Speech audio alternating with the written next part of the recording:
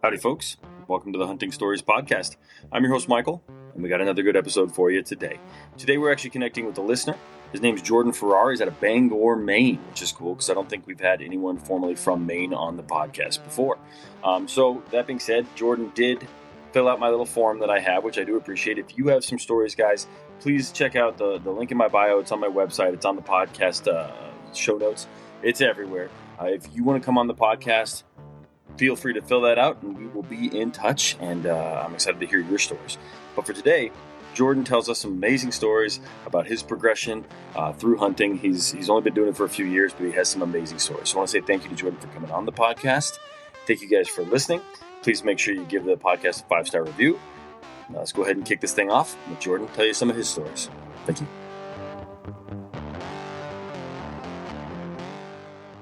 All right, Jordan. Welcome to the Hunting Stories Podcast, brother. How are you? I'm good. How are you? I am good, man. I'm glad to have you here. I think I've said this plenty of times on the podcast before, but my favorite guests are just like the average Joe listener who is like, I got some stories that I want to share. So you were brave enough to go online, fill out my stupid little form that I forgot I had for a while. I don't know how long ago you filled it out, so sorry about that. But man, I'm glad you're here, and I'm excited to hear your stories. Yeah, absolutely. So I've listened to a ton of the episodes, almost all of them. I'm a building contractor that builds houses. So if I'm on a job site alone, don't have my employees with me, I've always got the Hunting Stories podcast on. Yeah, whether I listen, in depth the whole time, but it's always on in the background, and I'm always listening. So that's what podcasts are about. Very big fan of the show. So cool, man. Well, I'm glad to have you here, brother. Let's do this. Why don't you introduce yourself so the folks know who they're talking to or hearing stories from today? Yeah, my name is Jordan Farrar. I'm from Bangor, Maine. I am a relatively new hunter. Didn't do it as a kid. Too busy playing sports when I was a kid to realize how awesome it is and how much I missed out on as a kid. Making up for lost time now by diving full in and just trying to do that. So let me ask. So you said you didn't do it as a kid because of sports. I get that. I played sports as a kid and all that, but I didn't have anyone in my family that was like into hunting. A couple of relatives like twice removed or whatever. But did anyone in your family do it? And you just were too busy? Okay. Yeah, my grandfather was the great white hunter that lived out in the woods. And I mean, every time you'd pull into his driveway at the farm, there'd be coyotes hung all off the back deck. And it would mortify my sister. And as a teenage kid, I thought it was great. But I just never had any interest. I went bear hunting with him one time. Okay. He rode with the window down the whole time. And in Maine, when you go bear hunting and at 4:00 in the morning when the window's down, it's awfully cold. So as a teenager, he got me up, at the crack of dawn and made me ride with the window down. And I was like, yeah, this isn't for me. So that's funny, man. That's funny. My grandpa was the only person that did it in my family too. He passed away though before I was old enough to join him. So, but I remember, Thanksgiving, they would always go out there and they'd, quail and pheasant because they were in Kansas. And so they'd go bird hunting every Thanksgiving, my grandpa and his boys. And I was like, man, that'd be fun to go on. But I never really thought about it until you just brought up, like you went with your grandpa bear hunting that one time. But very similar background, man. So when did you fire it back up? When did you go, this is my thing? And what was the catalyst? Like what got you going? It would probably be my best friend Zach got me into it and I didn't realize it was going to happen. It was kind of a slow progression, but for my bachelor party, we went to all go skeet shooting. Hell yeah! And he handed me a shotgun. It was me and all my best friends from childhood all the way up. He handed me a shotgun. I'm like, wow, this is really nice. He goes, yeah, it's yours. I'm like, well, thanks. That was my wedding gift he had given to me the week before the wedding. That's he said, cool. All the bachelors helped. Or all the groomsmen helped pay for it. Really, it was pretty much just him. Yeah. So yeah, that's my best friend. He gave me a shotgun. I'm like, oh, cool. I guess I'll shoot skeet with it and stuff. Like I don't hunt. We get married the following week, and the following weekend after that, I tell my wife, oh, I'm going bird hunting with Zach. She's like, what do you mean you're going bird hunting? You don't hunt. I'm like, well, I'm going to try it, I guess. So we went up into the North Maine Woods and went bird hunting, and it was just listening to podcasts, eating snacks, riding around in the trucks until we see a partridge, a rough grouse. He's like, get out. He's like, sneak around the truck. I'm like, you're going to shoot this one. So I shot it, and that was my first experience with hunting. I'd never shot anything in my life. I'm just like, man, this is different. I made him pull over off of a skidder trail, and I buried that thing, and I made a little cross for it and stuff. Like I felt so bad, so good. Like I was being dramatic, but I thought it was pretty fun. But I was slightly hooked there. I wasn't quite there yet, but I'm like, I can do this. Like I like this. It was we went back up to the West Forks and sat by the campfire that night, and him and I had some whiskeys and hung out in the cabin and had a fire. And I'm like, I could do this. Like, this is what hunting's all about. So yeah, that's just about the like perfect picturesque hunting trip, right? You go out, you shoot a bird, you go back to camp, whiskey, like friends, like that's what it's all about. So I'm not surprised you got hooked, even off of just a partridge or a grouse or whatever it is you popped. Yep. Yeah. So so rough grouse, we call, for some reason in Maine, they call it, you go partridge hunting, but you're not shooting a partridge. It's a rough grouse. But interesting. Yeah. So that's just what people say. So yeah, that was it. It kind of gave me that introduction. The following year, I ended up going and bird hunting with him a ton that next year, and just got hooked on that. And I'm like, you know what? I think I want to try whitetail. So that led me to the first time we went out to Vinyl Haven. Well, let me pause you real quick. I want to ask one question, and then I want to tell you a quick story, because I have a funny story about going skeet shooting on a bachelor party. So how long ago was this bachelor party, or how long ago did you get married? So how long have you been hunting? 6 years. 6 years. Okay. So you are still pretty fresh, even fresher than me. Yes. Finally, someone who's hunted less than me. Okay. All right. So here's my story. 2 Novembers ago, I have a buddy. Actually, you remind me a lot of him. We went to his bachelor party. We went to Nashville. Went tubing one day, drank a bunch, hung out, did all the things that bachelor parties do. But one day we went to the Nashville, skeet shooting facility or whatever. It's a huge event going on. There were hundreds of people out there shooting. Super cool. I had never actually gone skeet shooting before. So I was like, oh, this will be fun. I bet I'm a terrible shot. Let's see how this goes. But it was 4 or 5 of us. This one guy rolls into the shop. We rent the guns. You buy the ammo. And this guy buys really nice shooting gloves and a really nice hat. Just decks himself out. Spends probably $200, $300 in gear. And we're like, dude, he's taking this serious. And Jared, he helped schedule this call. Jared's there. And so Jared and I go out there, and we're the only hunters really of the group, but it's a bunch of guys going out that really haven't done this. And Jared and I get the hang of it pretty quick. We're shooting these things out of the air. We get around, and it's kind of like a golf course, right? You shoot 3 or 4 per, and then you move on to the next little spot, and you just roll around. And by the end of it, we realized the guy that had spent all that money had not hit one clay all day. Not one. Because we were keeping score, and we're like, I won't say his name. I don't think he listens, but I don't want to shame him too bad. But I was like, holy shit, man, we just did 15 rounds of anywhere from shooting 3 to 10 in those different spots, and you didn't hit one clay. And he was like, yeah, I didn't want to say anything, but it just reminded me of your bachelor party story. So that sounds familiar, because I bought Sitka gear this year thinking to make sure that I got a bigger buck, and that didn't happen. So no, that's not the way it works. It doesn't matter that's not the way it works. That's funny, man. Okay. I just wanted to tell that story, because I always think, whenever I think about someone skeet shooting, I always think about that guy and his Beretta, glove, leather gloves, and his hat. It just cracks me up every time. But okay, that's awesome. I know you have a couple stories to tell. I don't know if it started with your first big game whitetail hunt, or where you want to start, but let's kick this thing off, Jordan. So yeah, one of my first stories wanted to be just how I got into it, which was obviously from my friend Zach, getting me that little itch, and then I think I went one time with him the following year to try to whitetail hunt. We didn't see anything. I was like, this is a waste of time. This isn't that fun. They do say that Maine is notoriously hard to be able to hunt whitetail, or good, mature whitetail anyways.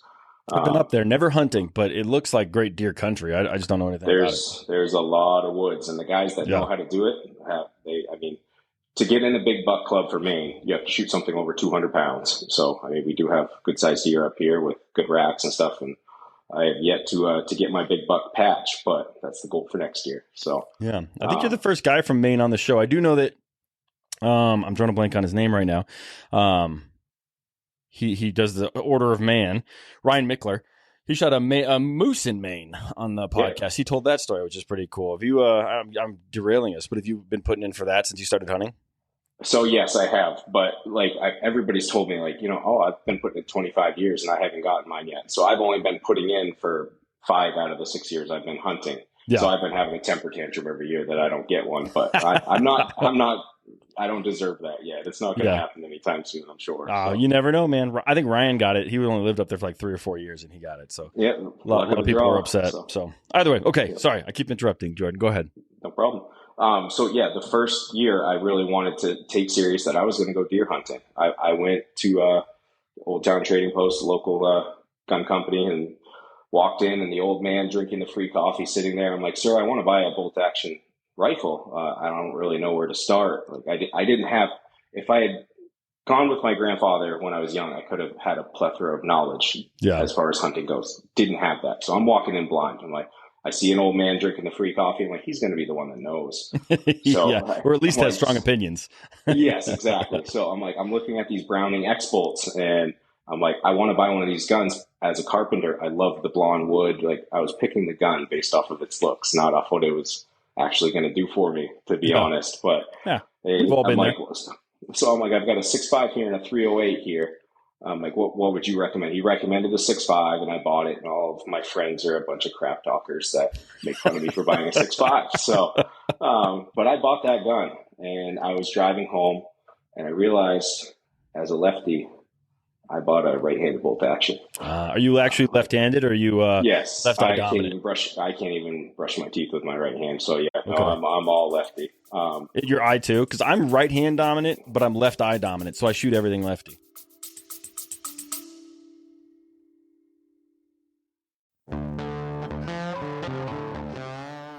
Hey hunters, have you ever had one of those stories, the ones that you didn't want to tell, the ones that end in failure? Yeah, I've been there. Actually, you know what? The culprit for me usually is bad optics, or worse, lack of using my optics at all. Picture this. I spot a trophy buck, or an antelope, or an elk, whatever it may be. My heart is racing, but the blurry view, or I just can't quite identify exactly what I'm looking at, it has me second guessing. Well, that's where Vortex Optics comes in. With crystal clear glass and rugged durability, Vortex gives you the confidence to take the shot. Don't let poor optics ruin your story. Make every moment count. Upgrade to Vortex and turn your hunting tales into triumphs.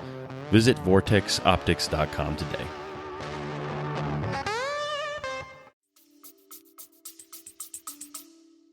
Oh, no, yeah, I shoot, everything left. Yep. Okay. So, my bow, now that I have my Hoyt Axius, everything's left. So, okay. But yeah, so I bought that gun. I'm like, I bought a right-handed bolt action. I call them. They're like, yeah, no, you can't return that. So I'm like, okay, I'm going deer hunting my first season with a right-handed bolt action, which comes into play.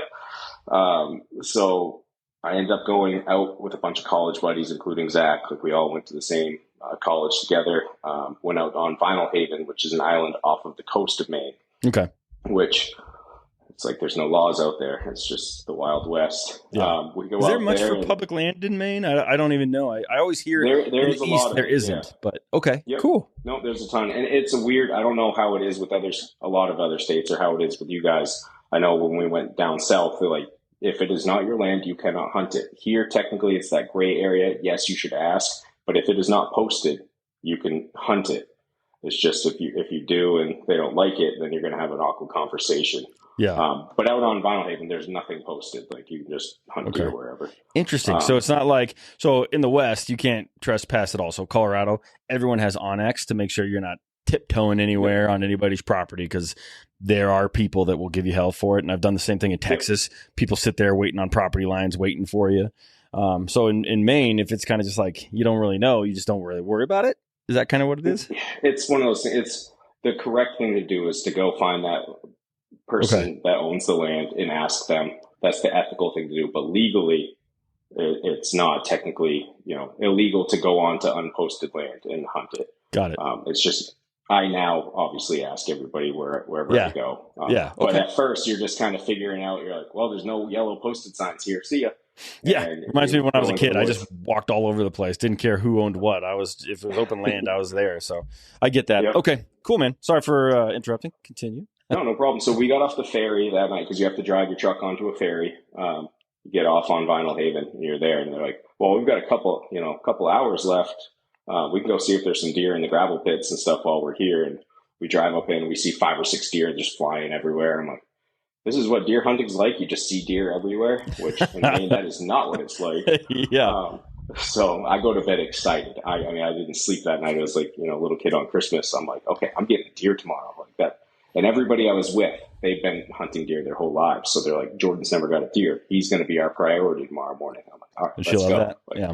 Yeah. Oh yeah. It doesn't happen like that anymore. So, no, but at least, you get a good group of guys when they're like, the new guy, no, he can go last. Like, that sucks.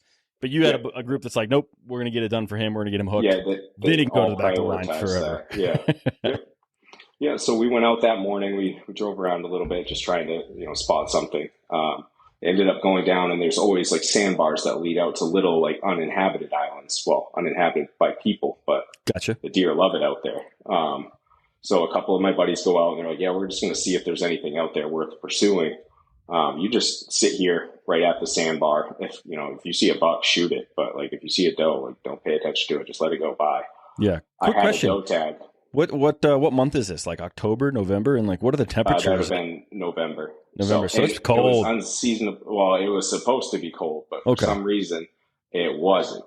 It was in the mid 50s, and we're pulling ticks off us left and right because it had not gotten that cold snap yet. So walking those sandbars, you just like pop the boots off and walk across, or are you guys wearing waders or? No, they kept their boots right on. And they walked right across it because the sandbar was up high enough. Above the water. Okay. Yes, above the water. So they went across onto the small island called Cow Island, came back across. They had been looking all over through all the prickle bushes and everything, just seeing if they saw any deer in there. And I'm sitting up on a ledge watching the sandbar. And sure enough, they said, "Jordan, if you see a doe, don't shoot at it. Like, just wait because there's probably a buck behind it. Like, just wait." So they're up doing their own thing. And all of a sudden, I see a doe. I mean, that thing wasn't 90 or 100 pounds. Coming across that, and first time seeing a deer hunting, I start shaking like a leaf, and I've got my right-handed bolt action, and I could have waited for that thing to come into 30 yards and shot my first deer. I didn't care. I wasn't listening to my friends. I was going to get a deer. Yeah. At 100 plus yards, I just start firing at that thing. It was embarrassing to look back at it now, but I just start firing, and I'm right-handed bolt action, so I'm reaching over, like pulling it all awkwardly, and that thing's just darting all over, goes right back up onto the island. A little while later, my friends pop out and they're like, "Did you see that big buck?" I'm like, "Oh, there's a big buck?" "Yeah, no, I saw a doe." And we told you not to shoot at the doe. And they end up going back in, trying to pursue this big buck because they know there's one out there on that island. And how big is the island? Like this extra island? I mean, 100 yards by 300 yards. Not very big. Yeah, I like my odds with that. Okay, cool. Well, right. Yeah. So they were just trying to stir something up. They end up starting to come back across, like through the island and stuff. And I'm yelling, like, "Guys, stop looking for the deer. Like the sandbar is going away. You've got to come back across the sandbar because you're not going to have one soon." They're not listening. They just know there's a buck out there, and they know there's a good sized buck out there. Yeah. Ended up, the sandbar went away. The tide came in. I'm like, "Guys, like you can't walk across now," but they were all just so focused on the fact that there was a buck out there and they wanted it. Ended up having to there's always a ton of like out of state or abandoned camps right there. And there's probably a little bit of like, no, you shouldn't borrow somebody's little metal skiff, but I did. You're not the first person on the podcast to do that. So, I mean, I was inexperienced. I didn't know what to do. Out of desperation, I borrowed this little skiff and I pushed it in the water. The only branch, there was no paddles or anything. The only branch I could find was a little rotted piece of birch tree. Yeah. And I'm using that to push myself across the sandbar. It was only like a foot deep at this point, but everybody was going to ruin their boots and be wet for the day. And it's going to ruin the whole hunting day because I shot at a doe. So I pushed myself across. I finally get to him. I bring a couple back. And then we have to go get the other two, which one of them is my best friend who's, 6'4" and 350 pounds. That's a big boy. That's a big boy. He's a big boy, yeah. I'm a big guy. I'm 6'4", but I'm like 240, 250. 350 and 340? Ooh, it's a big boy. And he's going to scold me on this because I'm not that much, Jordan, but we'll see about that. But so he was the last one to come back across because he didn't want to get in that boat. Yeah. So he ends up getting in the boat, coming back across with another guy. And the other guy's just using that little rotted piece of birch to get himself back across. And those two start getting pulled out to sea. Oh, no. Yeah. So we're desperately throwing a rope to him, trying to get him back in. And then all of a sudden we see a really nice buck swimming across the bay from Cow Island back over to Vinyl Haven. And we're like, there he goes. I'm like, wow, no, that's a really nice deer. I guess too bad I didn't. Wait a minute. He ends up he takes off. Like everybody, we weren't interested. At this point, we're thinking we're going to have to call one of our buddies with the lobster boat. They're going to have to pick him up in the middle of the ocean. We ended up getting the rope out to him, get him back. I mean, just strict panic. Zach is in the back of that boat, the big guy, just holding on. He will not help. He's not doing anything. He's just holding on, knowing that if he moves, he's going to tip that boat over. So I like Zach already, man. Yeah, no, he's the best guy in the world. But I don't know if this totally counts like as a hunting story, because we're doing all kinds of stuff that doesn't involve hunting, by like getting them back and stuff. But it was one of the best memories I've had, because we got them back before they floated out to sea. Yeah. We get them back, and everybody, like, we did a couple other pushes that day and didn't really have any luck. But everybody else had given up like a little after lunchtime. I'm like, this is my first day hunting. Like, I want a deer. Like, I had the opportunity to get a deer, and I've been kicking myself silently the whole time. Like, you got an opportunity at a deer and you missed, you loser. Like, how many rounds did you get off at that doe? Pride would say I only took 2, but I probably took like at least 5. So, but yeah, right. So unfortunately, and that's with a right-handed bolt action, just clear panic. Like, I want you so bad. Please let me get my first deer. Eyes closed, not looking through the scope. Yeah, just absolute inexperience and absolutely unethical shots at that point. I've since come to only take ethical shots and stuff like that. But at that point, it was just the pure adrenaline of seeing a deer and just starting to shake like a leaf on a tree. It was, I think every hunter's had that moment, man. Every hunter has had that, like, first, like, ooh, I got a shot. Just let it rip. And then they realize after the fact, they're like, well, that was, I mean, hopefully the hunter doesn't. Yeah. There was no blood. Yeah, exactly. Same with mine. I launched an arrow at a herd, just being like, well, maybe it'll get one of them. And then, like, it dropped 30 yards in front of him, because I didn't have a slider pin. So I had like 20, 30, 40, and 50. And so I was like, well, they're probably like 70. So I put it above my 50 pin above them and just let it launch. They were probably 120 yards. I had no idea what I was doing. So my arrow didn't even get close. But as soon as I let go of that arrow, I was like, why did I do that?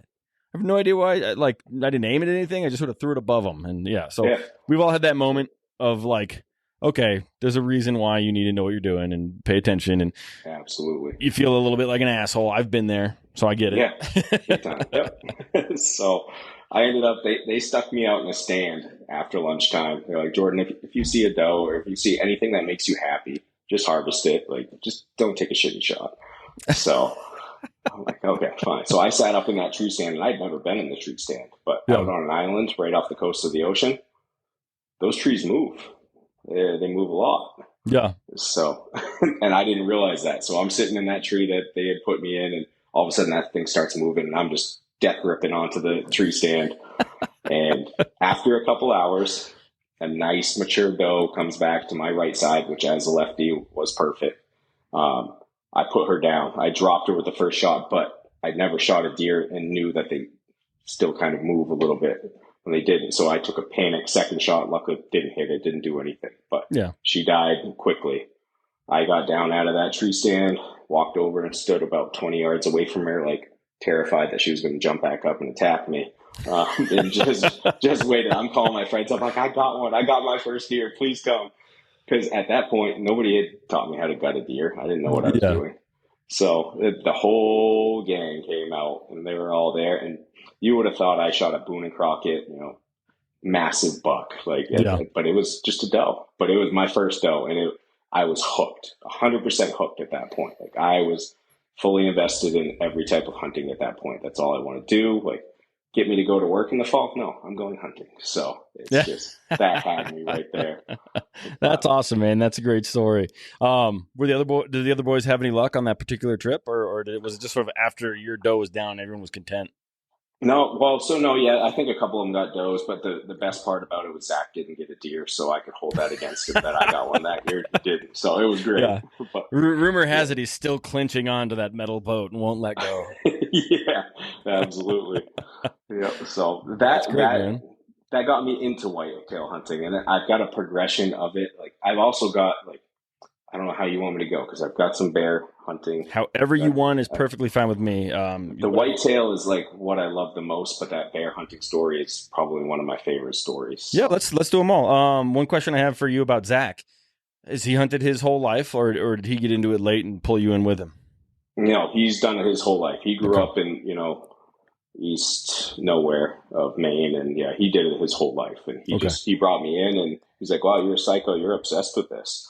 I'm like, I am. I got bit by the bug, late, but like It's a thing, man. all I think about. It's what I want to do. Like I listen to you guys talk about all these Western hunts and stuff. I'm like, man, I got to make friends out there. I got to go to elk shape. I got to do all these things because Just got to I go. want those type of hunts as well. So. Just pull the trigger, man. Don't be scared. Find it.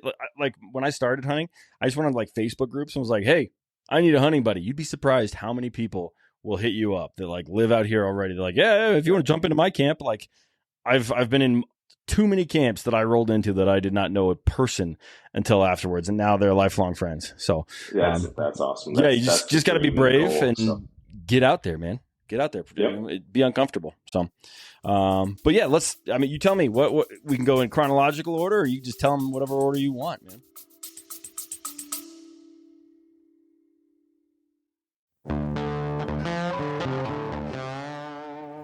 Are you ready to elevate your archery game? Summit Bowstrings delivers premium strings for all archers, crafted with bloodline fiber and BCY material stretched for unmatched consistency.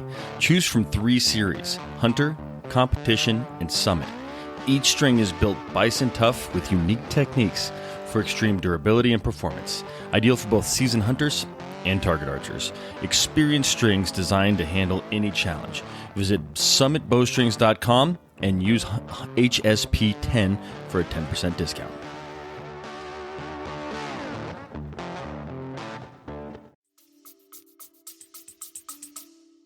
Well, if it's all right, I'll just keep going with the whitetail right now. The progression of it, it'll probably get turned into essentially one story. But perfect.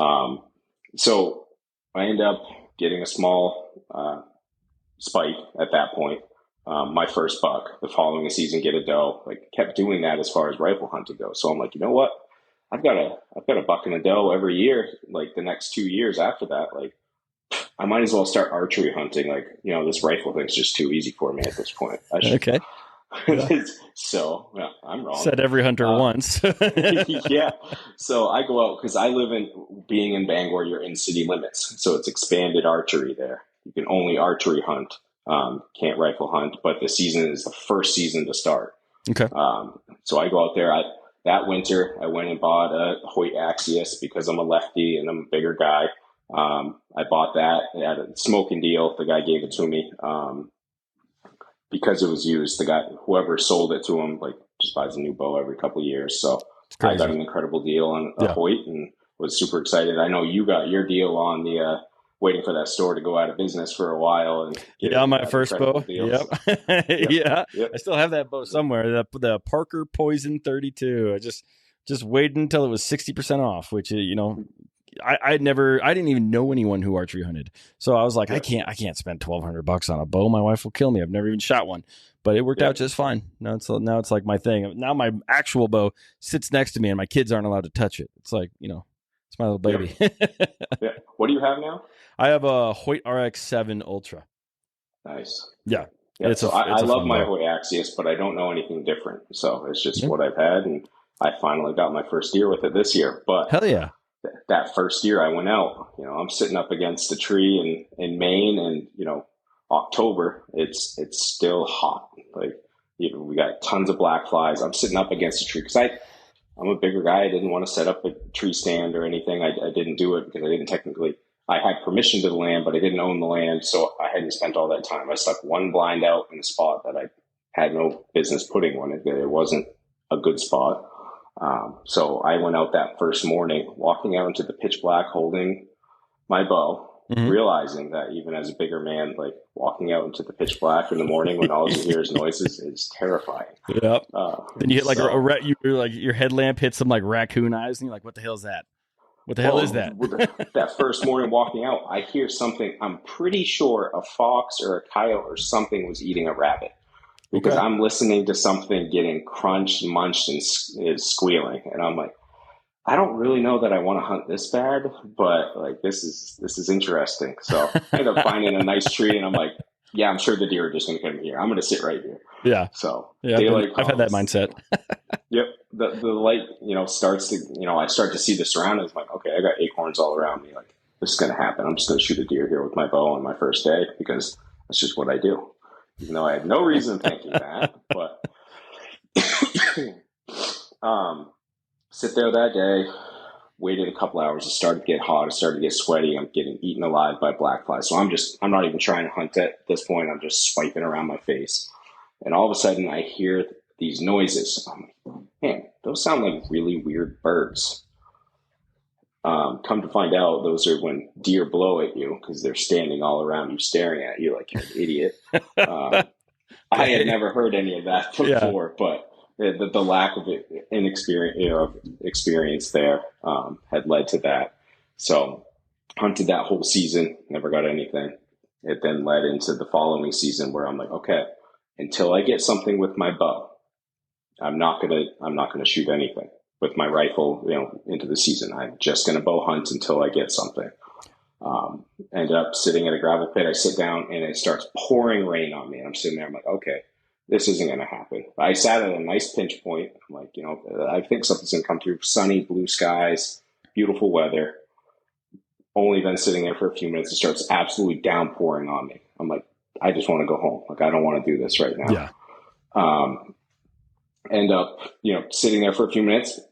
Beautiful doe comes right through, just past the tree, stands and stares at me because at that point I still was not in a tree stand.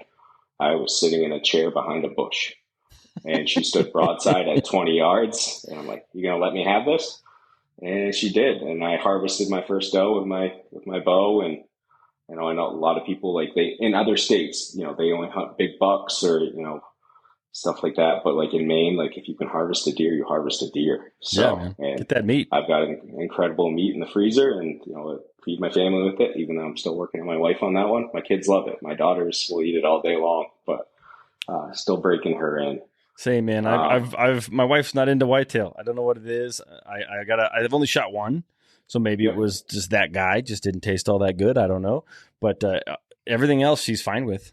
But yeah, my kids love it. One? No, it was South Texas, and it was a pretty big buck. Like I think he would have been a freak of tomorrow. I don't know anything about whitetail, but he looked like a smaller bodied. Like he didn't have that big droopy body that the older bucks have. So I want to say he was like 2.5, 3 years old. And if I let him live to like 6 to 8, I bet he would have been a monster. He was and they say if the point is taller than it is wide, it counts as a point, which would have made him like a 32 point because he was in a place that's known for having like non-traditional crazy deer. And his tines, one goes backwards and the other one goes forwards. And then but if you just count like the main tines, it's I don't know, 10 point or a 5x5, like good buck. But I think he was young, and I don't know, she's just not into it. I liked it. I ate every bit of it. And my kids love it. They love moose. They love elk. They love everything I've given them so far. Yeah. So elk is still a thing that obviously a hunter in Maine, you're not doing that until we make that progression to go out west for that hunt. So I'm looking forward to doing that, but I haven't done it yet. Who knows? Maybe they'll come your way. I mean, they're out there in the east, right? Like Pennsylvania's got a bunch now. I wouldn't be surprised if they start to migrate up to that area because they're in Canada too. So who knows? Maybe you'll have a local hunt.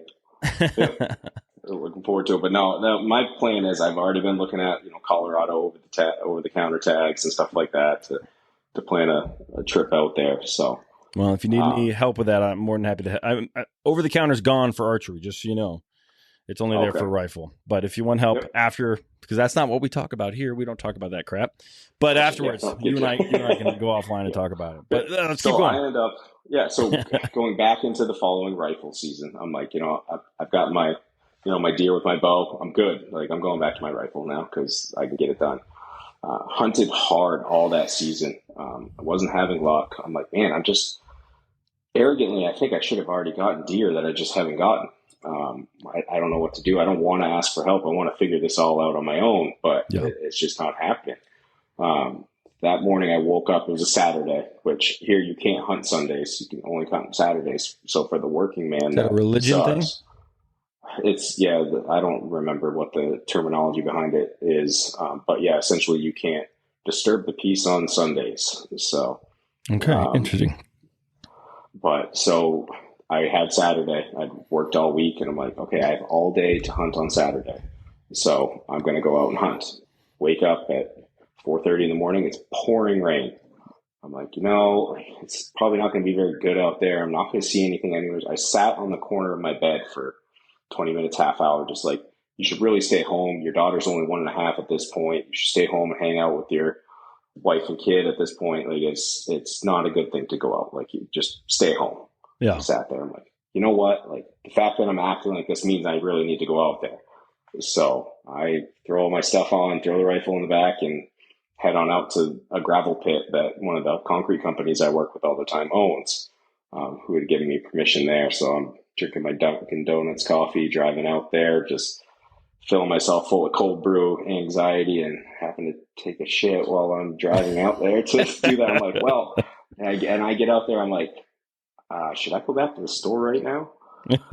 Or should I just go home? Like, maybe I should go home. Like, this doesn't feel right now.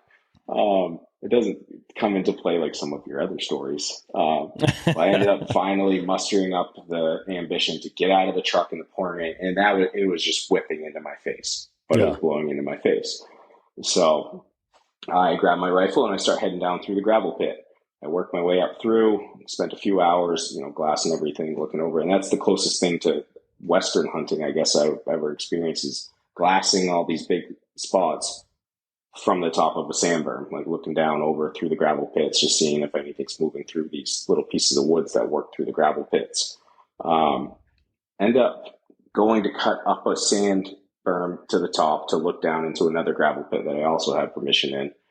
And something like stirred around me and like caused me to flinch, but I didn't realize what it was. So I just kept going up and came back down and worked my way back around, and I got to the bottom of it. I'm like, you know what? Just go home and hang out with your wife and kid. Like she's been nice enough to let you go hunting. Like, the guilt started to set in. I'm like, you shouldn't be hunting. You should be spending time with your family. Those internal thoughts when you're all alone, man, they take you all sorts of places. Absolutely. And I get to the bottom, and I look up to my right, standing up on top of the sand berm, the only place that like had a little bit of light behind it. I mean, I'm probably making this up somewhat in my head, but like, it was just that light up above. I'm like, yeah, is that a nice rack? You're like, is that deer was just beautiful deer? Is that Jesus? I can't tell. Exactly. It was just, he was staring at me, but it was so stormy and windy and stuff. He was just standing there. Yeah. I'm like, I think I'm going to get my first like nice buck here. I raised my gun, like somewhat in a panic, but a little bit calmed because he was just standing there. I didn't even know if he was real at this point. Zoom my scope all the way in, looking at him, completely covered in rainwater. So I'm like bringing it back down, panic wiping everything off the scope, bring it back up, put it on just behind his shoulder, and I pull the trigger. And I'm like, well, he's not there anymore. Okay. I'm like, I think I missed him. I think I shot right over the top of him. So I sprint across. Obviously, I've learned even from that. Like, I should have waited a little bit.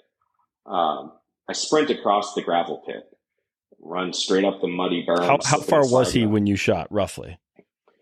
So, in all honesty, probably 150 yards, but to me, it's like 800 is how I remember it. So, so climb up the berm, get up there. There's a beautiful 8-point buck just laying there. He didn't go 30 yards. He was just laying there. That's awesome. I was excited. It's my first good buck. Like, and in Maine, like a good buck is harder. I'd like to say maybe they just say that because we live in Maine, but I don't think it's like shooting them in Kansas or Iowa or stuff like that. Like, he's a good buck, but he's not something that you probably shoot out there. But he was a beautiful buck to me, and it set that next stage for me that now I'm only going to harvest big, mature bucks at this point. Okay. I had to wait forever because, again, I've only got a couple deer, and YouTube wouldn't load out there so I could finish downloading that to be able to do that. So I had to call one of my employees. He came out, who's got hundreds of deer throughout his life, and he came out and helped me get that down and get that out. And at that point, that set that for this year. That at this year, going into this year, I was only going to go for a big, old, mature buck. Taking some big steps here. You're moving. You're progressing. moving fast. Because that's just what I do. But moving fast. So going into this year, I passed on a bunch of bucks, like just smaller ones, and it led me to. And I say a bunch, a few. I'm exaggerating, I guess, as a hunter. I passed on a few smaller bucks that led to missing out on rifle season. I didn't get anything during rifle season, but we have muzzleloader, which I know you're a big fan of muzzleloader. You have that before the season for you guys, right? Muzzleloader is smack dab in the center of archery season here in Colorado. So like archery season in Colorado is basically the month of September. And I want to say that this coming year, 2025, muzzleloader is like September 15th through 21st. Okay. So Yeah. right dab in the middle. But when I've hunted muzzleloader, it was in Washington. Washington, you got the September archery season, and then it's like the first week of October is muzzleloader, and so that's when I've hunted it. Yeah. Okay. Yeah. So muzzleloader here is the end of our season. So we have archery, expanded archery, then archery, rifle, and then muzzleloader. Let me ask you this: can you in Maine, in Colorado, you can use any lesser weapon. So if it's a rifle season, you can use a muzzleloader. You can also use a bow. If it's muzzleloader season, you can use it. Well, obviously you can use a bow. But like if you have the tag for a specific method of take, you can use a lesser weapon. Can you do that in Maine?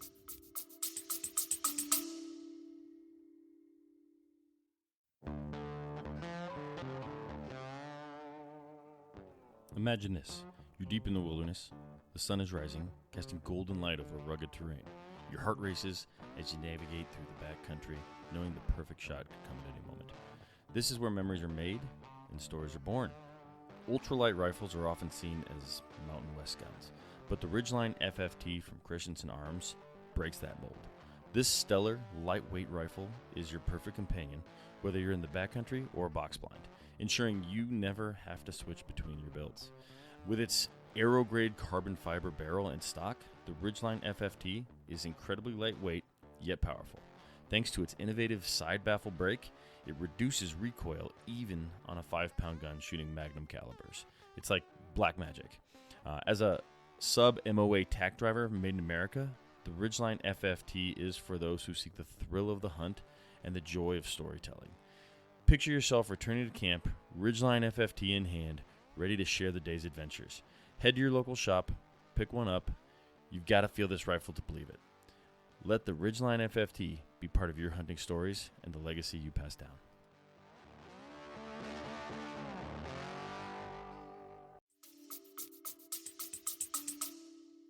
I would have to double check on that because I haven't tried to do it. Like once I just go through the seasons, especially for expanded archery, you stay in that one zone with that. But then in rifle season, yes, you can still use a rifle. I've thought about it, but I'm not a good enough hunter to go out there with my bow. I'm like, I just need to get something. I'll just take my gun. Yes, that's kind of my philosophy at this point because I was very humbled when I done that little bit of bow hunting. I'm still got to get better at it, but I still got to be a better rifle hunter too. So absolutely. But I went and bought my muzzle loader because for the first year I passed on deer and I didn't get a nice buck, or even a decent buck. So I was going to go out with a muzzle loader and I was just going to get it done then instead. So wait for some snow and see what happens. They're fun to shoot, man. They're real fun to shoot.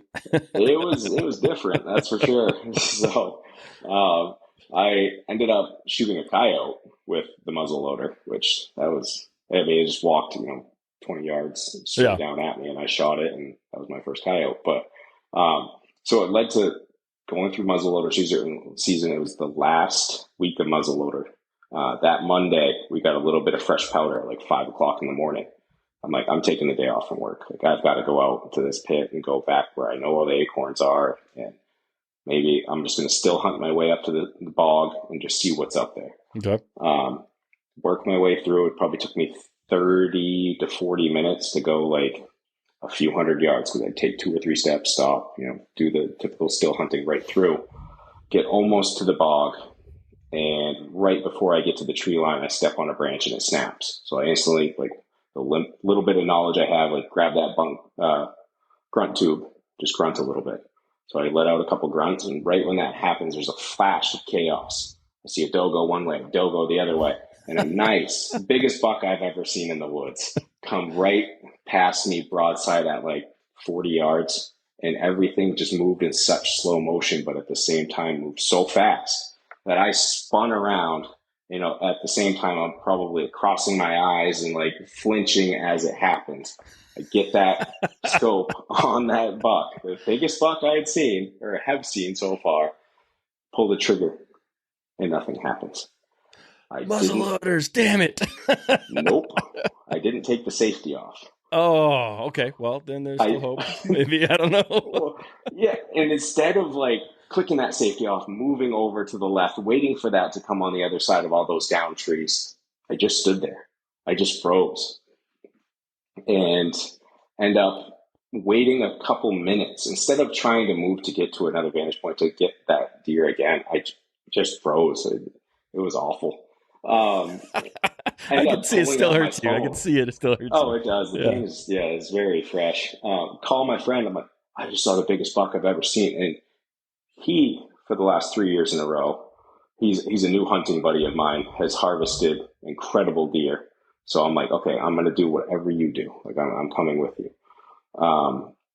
I helped him pull out his first patch buck this year. It was 225 dressed, huge, mature 10, beautiful deer. Awesome. So I call him. I'm like, I just saw the biggest deer I've ever seen. Like, but I didn't. He's like, okay, so is it dead in front of you? I'm like, well, no. I didn't pull the trigger. My safety was on. He goes, what are you doing? Yeah. Why are you calling me? Yeah. I'm like, I don't know, man. Like, should I go after it or should I just like give up on that one and go try to find another one? He goes, hang up the phone with me right now and track that deer. Yeah. Because you have fresh powder on the ground. What are you doing? Go. Yeah. So ended up tracking that deer for 4 hours. I've never tracked a deer. I bumped it out of a couple beds. I learned more in that 4 hours than I have the 4+ years that I've hunted. That's awesome. By making those mistakes. Never met back up with him, but it was the end of muzzleloader season, so he's going to be waiting for me next year. So there you go, man. There you go. That's a positive attitude. I was worried that your muzzleloader just misfired. I've done that. Like, and I don't know if you've ever gone to a range and like fired a bunch of rounds, but like occasionally you shoot and that blast cap just doesn't go off. And you're like, well, who knows? I was told that happens, but I haven't had that happen. Dude, it sucks. I wrapped into the barrel and saran wrap. That's what one of my old friends told me to do. But. So in Washington, and I don't know if it's the case in Maine, but in Washington, your breech plug, right, where you like put the blast cap, it has to be open to the elements. So there's like 5 holes all over it. So it's wide open basically. So like any moisture, and it's Washington. Like Washington's known for rain. So like you're just like it would happen where a little bit of moisture would get in there, ruin the blast cap. You're like, but did it? So you have to like sit there and just wait because like if you move, it might go off in 30 seconds. It might go off in 10 seconds. So you just have to like sit there for minutes with it on your shoulder. You can't like set it down. It's not. They're fun to shoot, but when they don't shoot, it's a little scary. Yeah, I can imagine. That sounds terrifying. Well, that's a crazy story, man. I'm sorry that story didn't work out for you, but at least you got the attitude that you know where he's at. He'll be there. He's there, and I was one of the last ones out there because I know the other guys that hunt in that area were already done for the season. So yeah, are you going to go put up cams and try and figure them out for September? Yep. Nice, man. Nice. I want to hear how that goes. Keep me in the loop. I'm curious. Absolutely. Yeah, no, because he was a beautiful deer last year, but he had potential for a lot to this year. So he looked like a good age, like maybe 5, 6, something like that. Yeah, I would say 4.5 or so. Okay. Yeah, he was right there. Well, 5 at that point. Yep. So, he's going to be better this year. So awesome, man. Well, good luck. I think I shot his son or his little brother the year before. So I'm going after him next year. I've never had a target buck in my life, and now I do. I love it. I've never had a target anything, but I do love when guys get target bucks and they start to name that crap. So what's his name? I haven't even given one yet, but I'll come up with something good. So okay. The choke job sounds pretty good right now. So. Yeah, right. Cool, man. All right, well, that wraps up your whitetail. That's a pretty good 6-year span. Some good fun stories, and you put down a lot of deer, whether or not they were any giants or not. You still had success, and you fed your family, so that's awesome. Yep. Yeah. So that leads into to black bear for me. Okay. My first time hunting black bear, I just decided it was the earliest season that other than spring turkey, which I'm getting ready for now. It was my first season that I could get to really start hunting this year.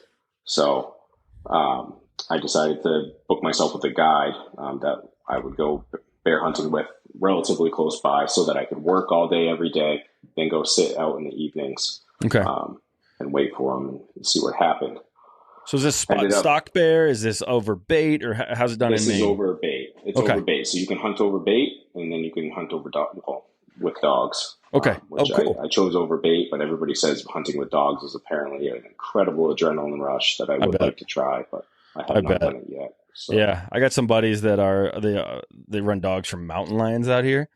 I Man, do want I to do want that bad. like, and Yeah. it's like this weird click where like you can pay for it.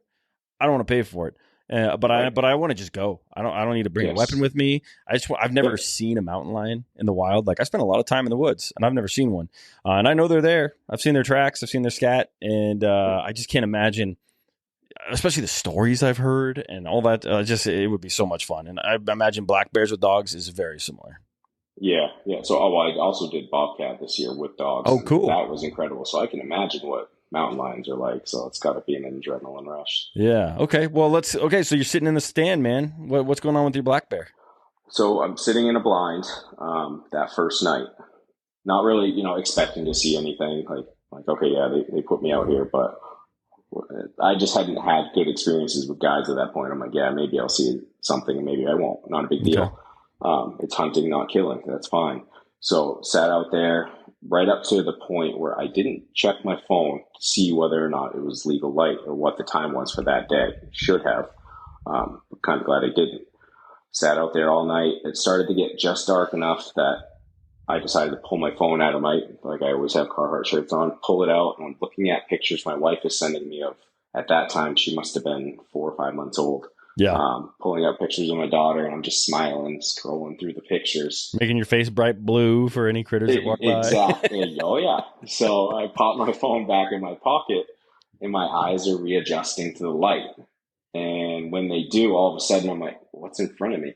About 10 yards in front of me, there's a black bear standing there, like bobbing its head back and forth, like looking in my blind, like, what's that bright light in there? I'm sitting in a chair with my feet crossed and my rifle between my legs. I'm just like, I understand they say they're more scared of you than you are of them, but I'm very uncomfortable right now with this situation. Yeah. And that bear saw me way before I saw it, and it was just bobbing its head back and forth, just trying to figure out what I was. So I'm sitting there, and what felt like 30 minutes was probably 30 seconds or a minute. It finally just turns, works its way up the trail, gets up on the bait barrel, and does its thing. And I'm watching it, and like a 12-year-old, I'm lifting my gun and going, because I think it's past legal time at this point, because it felt dark in that blind. Yeah. So I'm like making the sound. I'm like, yeah, I got my first bear. No big deal. And then I'm pulling my phone back out, and it's the guide, which they have cameras out there. He goes, hey, that's a good bear. Why aren't you shooting that bear? Like, I'm getting all these messages like, shoot that fucking bear. Like, oh, my bad. Like, and at that point, like, I didn't get those messages for a couple minutes, and it was past legal time. Like, we only had a couple minutes, and it wasn't a big deal to me. It wasn't a big, beautiful bear. It wasn't a big, beautiful bear. It just was, a small female. Not a big deal. It would have been a good first bear, I guess, for Maine, but it wasn't what I wanted. So I ended up justifying to myself that, like, I didn't shoot that bear that night, but it wasn't the bear I wanted.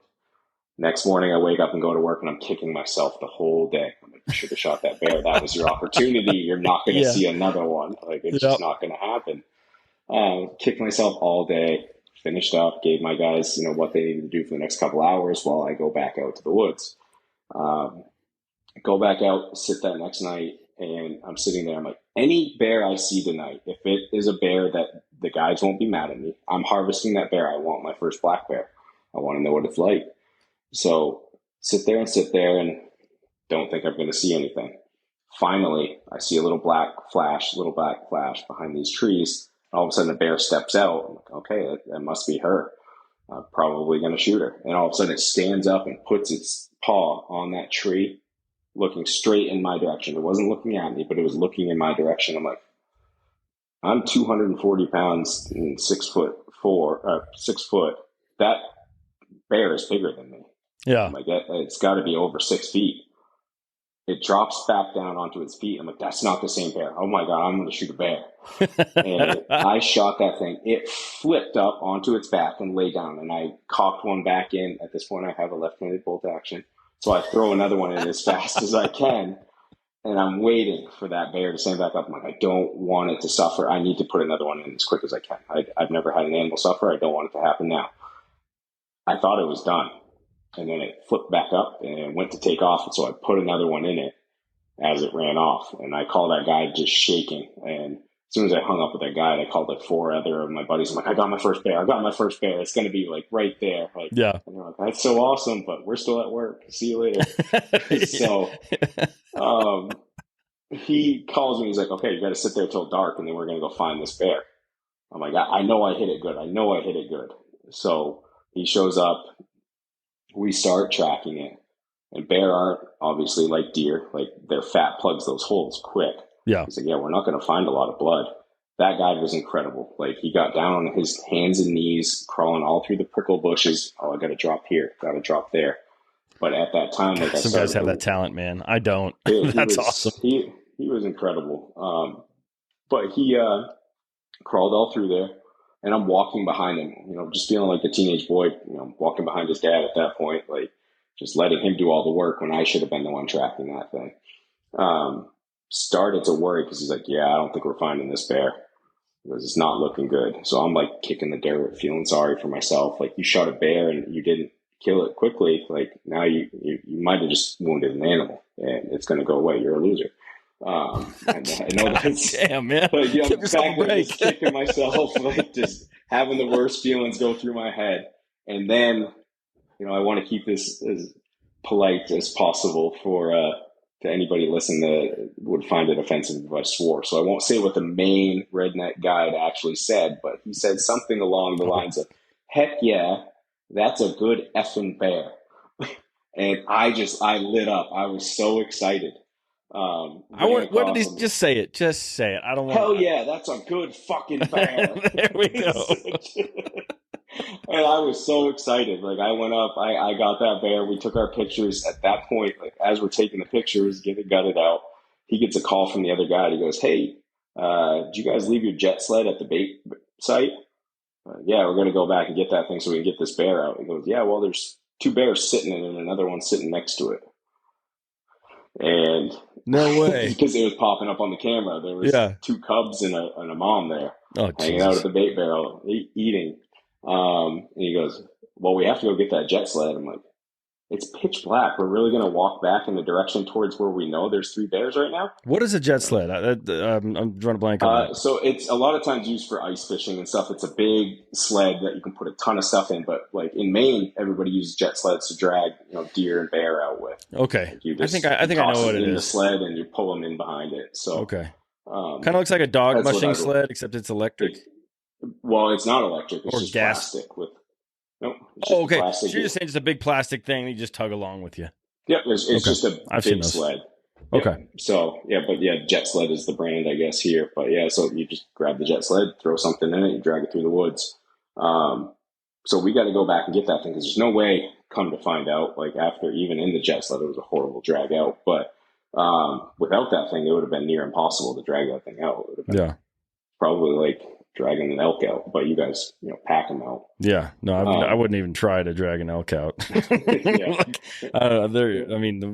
one I've killed, 800 on the hoof, something like that. Like it's not going anywhere. Yeah. Yeah. It took 2 of us just to flip it over to get its antlers out of the ground because it had reared up and fell down backwards.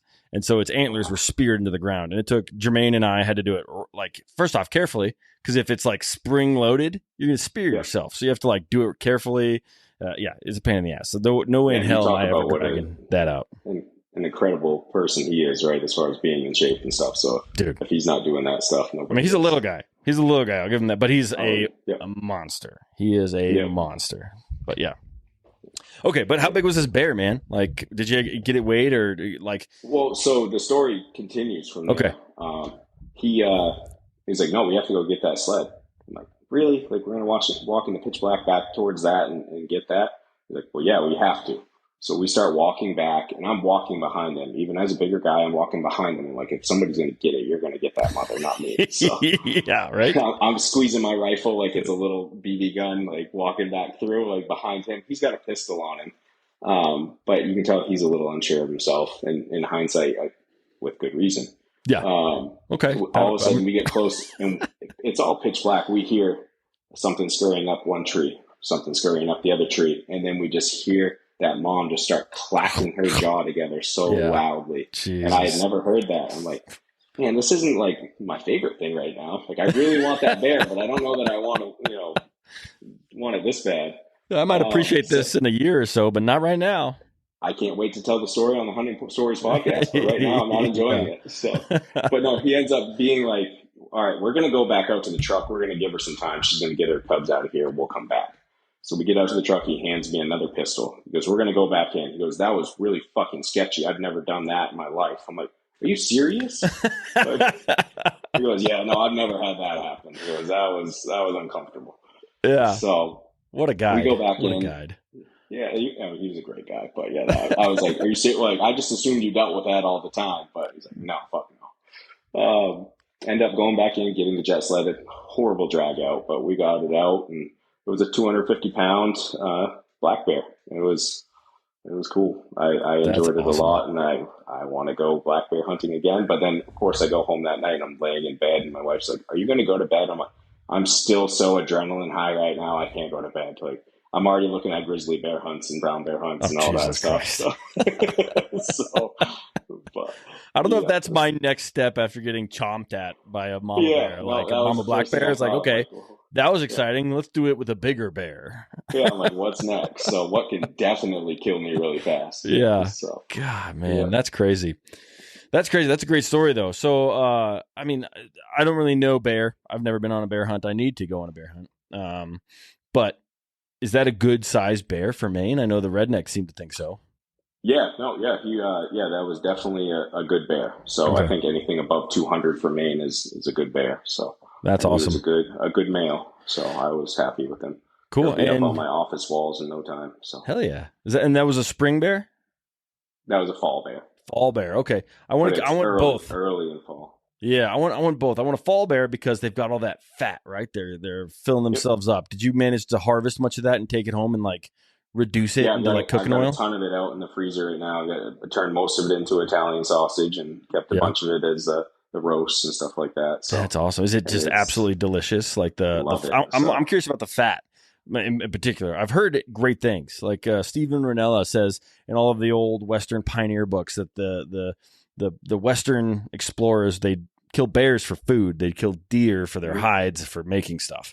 And I'm super curious to try it, but I've heard bear fat is just awesome. Just an awesome. Yeah, so awesome I got really mixed reviews when I shot that. They're like, make sure you tell the butcher to cut all the fat on it. You don't want any of that on there. I'm like, really? But and then I've got other people that talk like that, where they say like you got to get the fat and you got to render it down and do all that stuff. So, but no, I've loved it. So the Italian sausage is incredible. I've still got the roast out there, which I've got to try to do it. It's just tough. Like I've got to have a couple buddies over because there's no way I'm getting my wife to eat that at this point. Yeah. So I've got to wear her down a little bit more for that. You cook those roasts medium well, or how do you go about doing that? Just like cook it low and slow and shred it? Yes, exactly. Okay. Yeah. So, but I haven't done it yet. So, and I need to. Something I've always been curious about, and I need to find a food scientist or something, like some kind of meat scientist, because you can't eat predators rare, right? What is it? Trichinosis? Is that what they got? Trichinosis. Yep. Yeah. So, but I've also known that like when you use a sous vide, do you know sous vide? I've heard you talk about it, but other than that, I haven't. So it's like this pipe, and then you probably know exactly where I'm going with this, but like there's a tub of water, and it rotates the water at exactly the temperature you want the meat to be. And typically you cook chicken to whatever temperature, because at exactly that temperature, everything in it is dead. But you can cook it 50 degrees less for an hour, and it will kill all the same stuff over that course of that hour. And I'm curious, like, at what temperature range will trichinosis die if cooked at that range for like an hour and a half? So you could like cook a medium rare bear steak, and how would that be? I think that would be amazing. Well, just send me your address. I'll mail some out to you. You can let me know how it comes out. So. Let me talk to a meat scientist first, because I don't want to risk trichinosis. Absolutely. I hear that's a shitty time. That's what I've heard. Yeah. All right, cool, man. Well, that was a great story, man. It reminded me of a bunch of things. I don't know if you listened to the Eric Boone episode. It's one of my favorite ones, but where he has a bear run up the tree and then piss on him. Yeah, just absolutely ridiculous. Yeah. I'm trying to get out and bear hunting with that guy at some point, but yeah, God. It's high on my to-do list. In Colorado, you can get a complimentary tag. Like if you get an elk tag, a lot of units, you could just slap on a bear tag. But that being said, there's not that many bears. Oh, I was going to ask you, is that because there's a high population? Or? I've only seen I've lived here most of my life, and I've been out in the woods a lot. I've only laid eyes on 5 bears, just not that common. Oh, Yeah. See, Maine, yeah, they're pretty prevalent. I mean, we're the Maine black bears for a reason. So, Yeah. but yeah, no, even living right in town, Bangor, we had two moms or a mom and two cubs right in our backyard last spring. So, and they hung out there and they would not leave. My chocolate lab was just frothing at the mouth looking at them all. I'm like, you realize how quick she would end you? Like, you're not going outside to play with them. Yeah. So, but yeah, they're all around here. So. Bark is bigger than the bite. Cool, man. Absolutely. Well, do you have any other stories for us, Jordan? Otherwise, we're about at time. I know this is what I booked you for. So anything else you want to share with us? Otherwise, man, let's wrap this thing up. Yeah, no, I mean, sometime if you ever want me back on, I'll come in and talk about how I shot a bobcat in the ocean or something like that. Okay. How long does that story take? Because I've got time right now. If you do. Yeah, no, I've got time. So because I haven't heard any screams from upstairs yet, so I think we're good for a few minutes. And just for the people listening, that's because his wife is with his kids, not any other nefarious reasons. His wife is with the kids, and she's very sick. So yeah, no, but she's been nice. Okay, well, let's do it. I mean, don't skip the important stuff, but let's get this one through so you can get back to your wonderful wife. Yeah, so I hit the road first thing in the morning. Went out with a guide that a lot of people that I respect a lot, highly recommended. I'm like, look, I would like to do a bobcat hunt. I don't know where to start. As a new hunter, I want to hunt everything because I want to know what I love. And this year I've got the chance. I would like to be able to hunt a bobcat, and a bunch of people recommended this guy, Paul Laney, and ended up going with him. And man, I'm a big guy that obviously let the wife cook and make me fat for a little while. So I've been working hard to get back in the gym and get back in shape. Thought I had gotten back in decent shape. Come to find out, going with a guy like him, no, I'm not in good shape. It's just, those guys move through the woods different. I mean, he's like, you got to follow me. He goes, the dogs are on a cat now. We've got to go. We're going up over rocks. We're going up over trees. You better keep up. And we're in deep snow. All through there, I'm just wheezing behind him the entire time, and it looks like the man is just walking. Yeah. But I'm running after him, trying to keep up, and he just glides on through the woods. And I'm just like, yeah, this is humbling. And I made the joke in the car, which you don't joke with guys like that. He didn't care. At that point, he was very focused on the fact we have to get to that cat. We ended up for a couple hours. The dogs are all over that cat, moving it all over, the coast is where we were hunting. After a couple hours, finally, I got a glimpse of that cat just slinking through. And I'm standing with an old man. I'm like, I think it's right there. Should I take a shot? He goes, you better hope it's not a dog. I'm like, oh, all right, I'm not taking that shot right now. So I'm trying to find out it was the cat. But it came slinking on through. And we got a couple glimpses of it. And then finally, it's moving closer and closer. Those dogs were running it, and they didn't have it at bay at a tree. They ended up baying it up on the rocks of the beach of the ocean, right between Canada and Maine. If that thing had swam through the water, it could have just went over to Canada and it would have got away from us. But we get down to it and everything, and I had never hunted over dogs, so it was a weird experience. The dogs did all the work. I didn't feel like I put in enough work for this. And I'm looking at him like it's a cat. I almost had that moment of hesitation because that cat jumped off the rocks into the water of the ocean, and the dogs went right in after, and they had it bait up in the ocean, which was, I'm like, is everything okay here? He goes, yeah, no, you're good. He goes, you should probably shoot that cat. I'm like, oh. I like this guy. He's like, don't shoot my dog. You probably shoot that cat. You shoot my dog, you're not coming out of this water either, I think. But yeah, no, he's like, yeah, no, you need to shoot this cat. And I flinched, and I'm like, it looks like a cat. I have a cat at home. I love my cat. I flinched for that moment, and that cat came out of the water and just muckled onto one of the dog's faces, a cat with a ball of yarn, except, 30-something pounds, and that thing is nasty and mean. Muckled right onto that dog, and he's like, you need to shoot that fucking cat.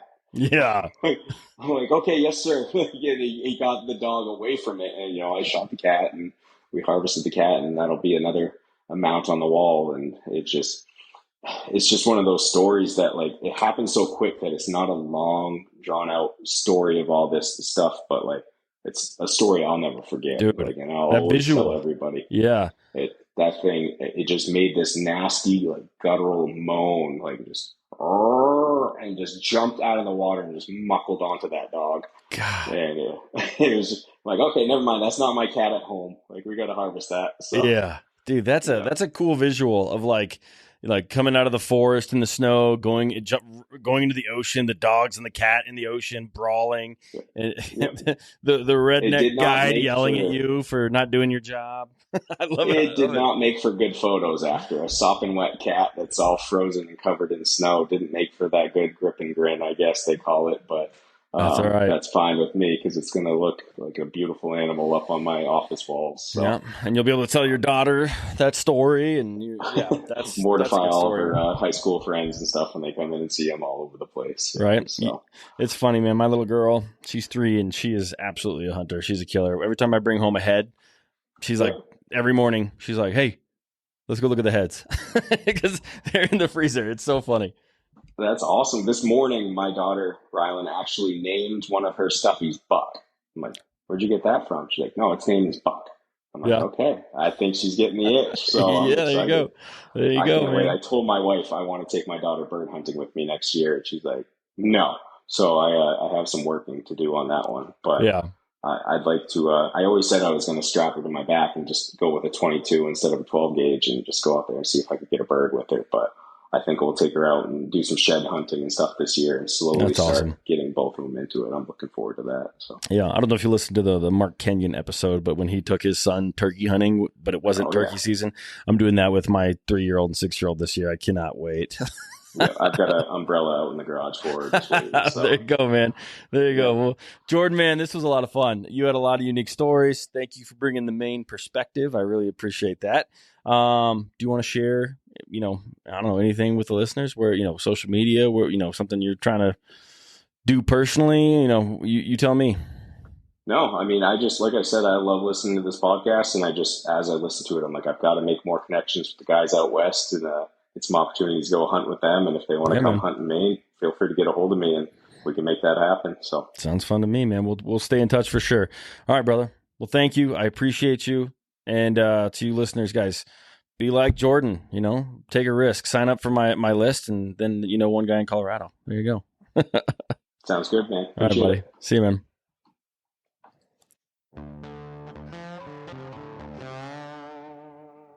All right, guys. That's it. Another couple stories in the books. So thank you so much to Jordan for reaching out, being brave, asking to come on and share some of his stories. Then, of course, for sharing some amazing stories. As a relatively new hunter, he's obviously done a lot in the last few years. It was really fun to listen to him. I'm glad he's fallen in love with it like I have as an adult onset hunter. For you guys, thank you so much for tuning in. I really do appreciate it. If you could give us a review on whatever you're listening to, Spotify, Apple Podcasts, or any other place, I would appreciate that. And then if you could share the podcast with at least one other person, help us keep growing, help more people reach out or learn about us so that they can come on and share their stories. Thank you guys so much. I really appreciate it. Hope you're having a great day. And now get out there and make some stories of your own.